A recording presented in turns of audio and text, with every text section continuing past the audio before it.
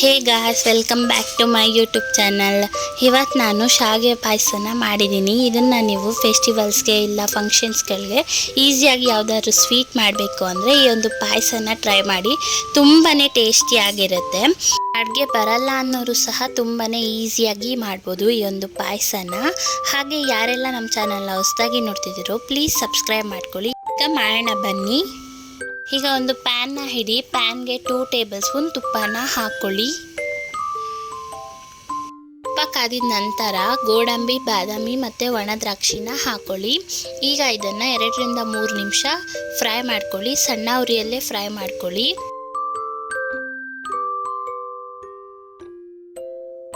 ಈಗ 3 ನಿಮಿಷ ಆಯಿತು. ಇದು ಚೆನ್ನಾಗಿ ಫ್ರೈ ಆಗಿದೆ. ಈಗ ಇದನ್ನು ಒಂದು ಬಟ್ಲಿಗೆ ತೆಕ್ಕೊಳ್ಳೋಣ.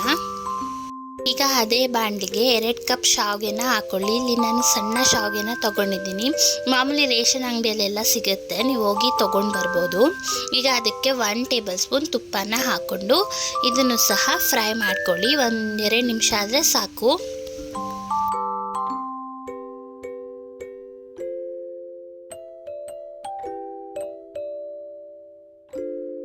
ನೋಡಿ, ನಾನು 2 ನಿಮಿಷ ಫ್ರೈ ಮಾಡಿಕೊಂಡೆ. ಈ ಥರ ಆಗಿದೆ. ಈಗ ಇದನ್ನು ಸೈಡ್ಗೆ ಇಟ್ಕೊಳ್ಳೋಣ. ಈಗ ಮತ್ತೊಂದು ಪ್ಯಾನ್ನ ತಗೊಂಡು ಅದಕ್ಕೆ 1/2 ಲೀಟರ್ ಹಾಲನ್ನು ಹಾಕ್ಕೊಳ್ಳಿ. ಈಗ ಈ ಹಾಲನ್ನ ಚೆನ್ನಾಗಿ ಕಾಯಿಸ್ಕೊಳ್ಳಿ. ನೋಡ್ತಿದ್ದೀರಲ್ಲ, ಈ ಥರ ಕುದಿಬೇಕಾದ್ರೆ ನಿಮಗೆ ಸಕ್ಕರೆ ಎಷ್ಟು ಬೇಕೋ ಅಷ್ಟನ್ನು ಹಾಕ್ಕೊಳ್ಳಿ. ನಾನಿಲ್ಲಿ 1 ಕಪ್ ತೊಗೊಂಡಿದ್ದೀನಿ.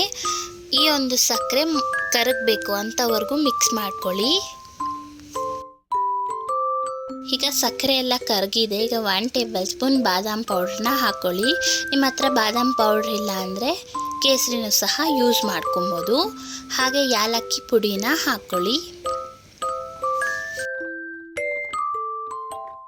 ಆಮೇಲೆ ನಾವು ಹುರಿದಿಟ್ಕೊಂಡಿದ್ವಲ್ಲ ಆಗಲೇ ತುಪ್ಪದಲ್ಲಿ ಗೋಡಂಬಿ, ಬಾದಾಮಿ, ದ್ರಾಕ್ಷಿನ ಅದನ್ನು ಹಾಕ್ಕೊಳ್ಳಿ. ಒಂದು ಸ್ವಲ್ಪ ಹಾಕ್ಕೊಂಡು ಒಂದು ಸ್ವಲ್ಪ ಎತ್ತಿಟ್ಕೊಳ್ಳಿ.